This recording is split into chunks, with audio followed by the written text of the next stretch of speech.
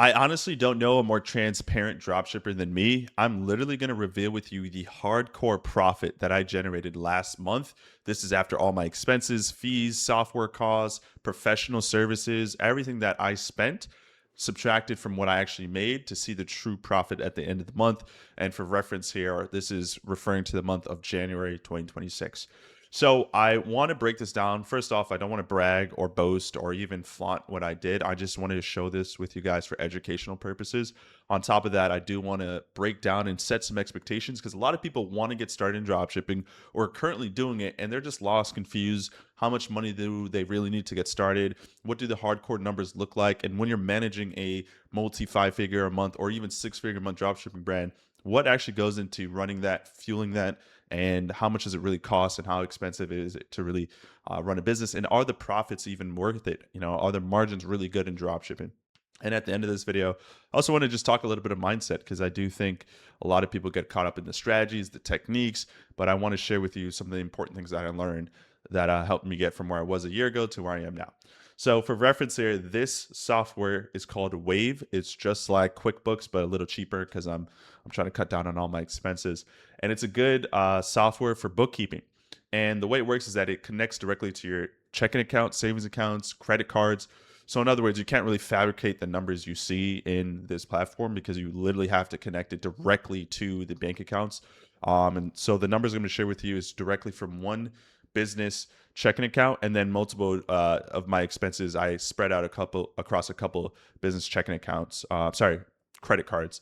So you'll see that actually all added up there on the actual P&L sheet. So let's break it down. We'll go here in the profit and loss. Before I share that with you, I'm curious, what percentage of profit do you think I actually took home? Just give me a percent, maybe 5, 10, 15, 20%, 30%, 40%. Let me know what you guys think, or hold that thought in the back of your head. So let's actually jump into this. So I'll hit profit and loss here, and then we're going to segment from last month. So we'll go to the end of January, the 1st of January to the end of January. And as you can see here, we took home $77,000 in net profit. So let's actually break this down.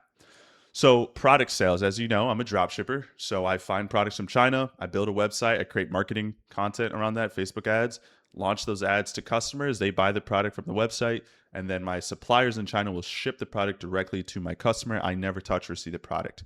And then I take the difference from the cost to advertise and the cost of goods, and whatever the customer pay, I take the difference from that. That's all dropshipping really is. So as far as total product sales, this is the amount of money deposited from one dropshipping store into my checking account, was $200,000, right? In the month of January, $248,000, which is, that's nice to hit the bank account there. So we have some other services as well. I think this was like affiliate income, I believe, from some softwares that I talk about on my YouTube channel. So my total income was $250,000 just last month. So $250,000 in just 1 month of revenue. But that's the thing, right? Everybody talks about revenue generated, but they don't actually talk about the profit. So what actually cost all this money? Well, for reference here, one of the big costs for me is supplier payments. So I have to pay my suppliers for the cost of goods to ship to my customer. Right? Obviously, I can't just have them send the product and I don't pay them. I got to pay them money. So my supplier payments, cost of goods came out to about $68,000. And by the way, guys, for reference here, I started off just testing $100 a day campaigns. You don't need to have $50 to $70,000 liquidated in your account, ready to roll to start drop shipping or be successful at this scale. What I did is I started off small, $100 a day, maybe $50 to $100 a day. I would test a product. If I didn't see certain profits within a certain amount of time, I would cut it. And eventually, over time, you find a product that's actually turning over a profit. You're making more money than you're spending, and then you reinvest, and you reinvest, and you reinvest, and it compounds over time. So just for reference here. Now, I have two different cost of goods. So this is just my general supplier payments for my main store. And then I had also got some cost of goods for something else. The total cost of goods came out to $71,000. So that, brings the gross profit down. Then operating expense. So the next biggest cost is advertising. So it's going to be cost of goods and then advertising. Those are going to be your two biggest costs in dropshipping. So I spent a total of $97,000 on Facebook ads, which sounds crazy to say. And we can actually open this up here. And you could just see here Facebook ads, Facebook ads, Facebook ads, Facebook ads, Facebook ads, Facebook ads. It's just all Facebook ads. And I have a pretty high billing statement on my account because I've been running Facebook ads for some time now. I spent a lot of money. So Facebook just basically charges me every $2,000, like every $2,000, they'll debit my credit card. So as you can see here, a lot of money going to Facebook ads. This is every single day I'm being charged $500 to $2,000 a day plus sometimes. And at given points throughout this campaign, I was spending, about $5,000 to $6,000 a day on ads. So that's normal.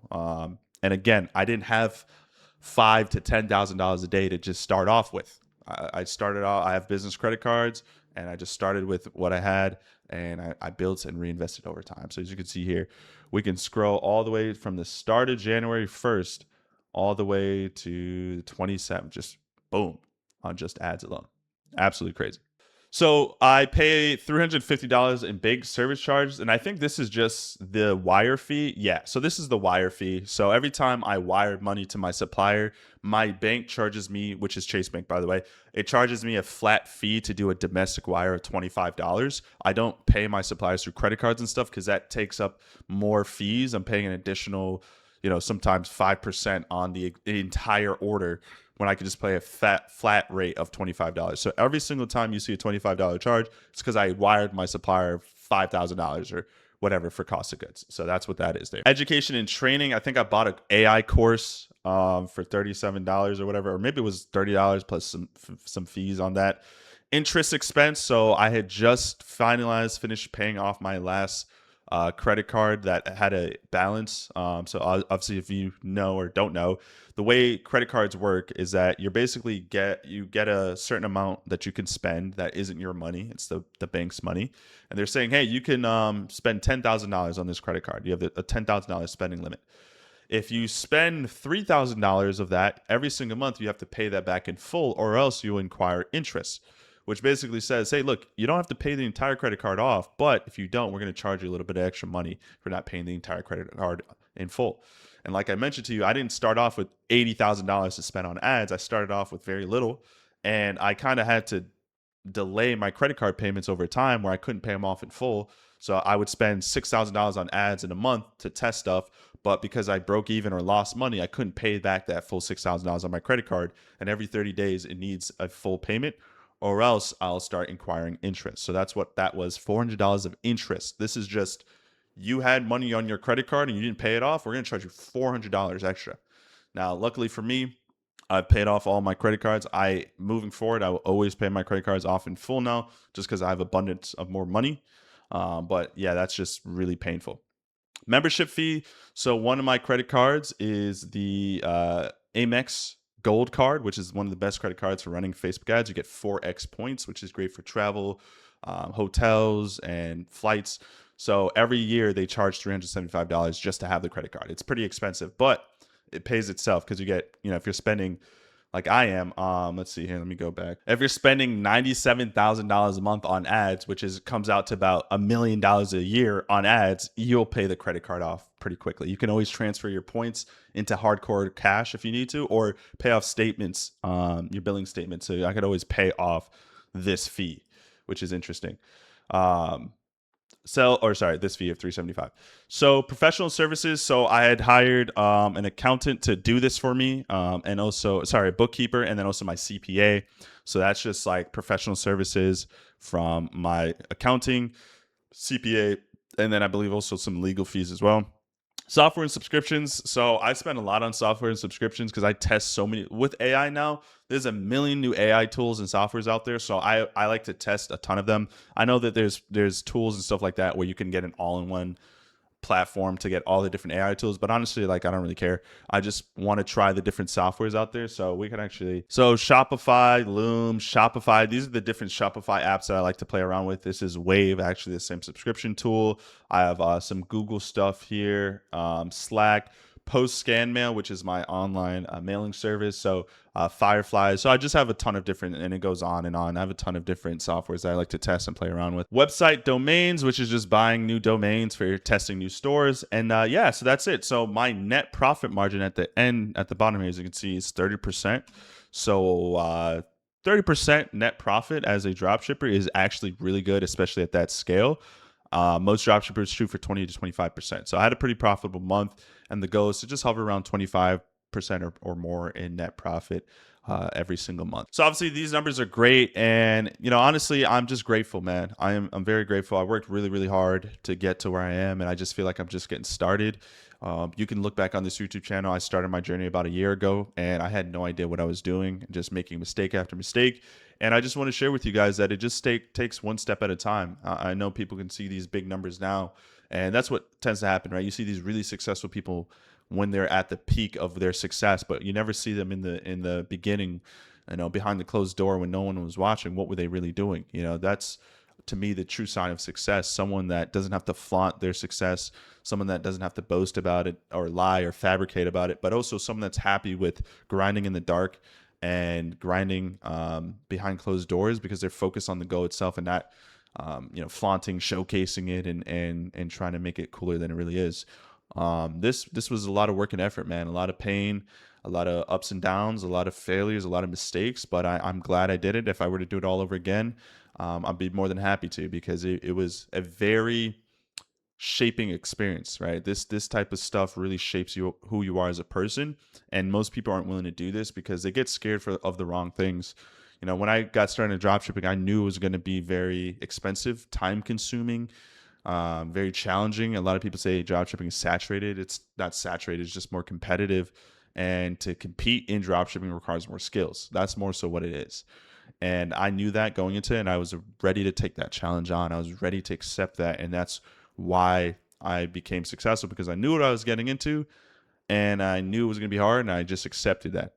All great things require a ton of hard work.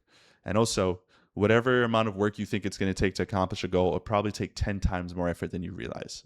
Because the reason why you're not where you are now, because the work ethic you have now isn't good enough to get you to where you want to be in life. So you're going to have to put in a lot of work. It's going to be very stressful, annoying, and frustrating, but I can wake up and say, hey, I can travel the world and go wherever I want right now. Like right now, if I want to book a trip to Dubai, China, Mexico, anywhere, I can go right now and comfortably be able to afford it. So the time freedom, location freedom, financial freedom that comes from this is all worth it. So I'll do it every single time if I need to. So yeah, that's kind of a little wrap up there of my January of 2026. If you guys like the video, subscribe, engage with it. I might do this once a month. Who knows? If you have any questions about anything that I shared here, comment down below. Let me know. I always like hearing your guys' feedback. And yeah, hopefully you guys enjoyed. I'll see you guys in the next one. Take care.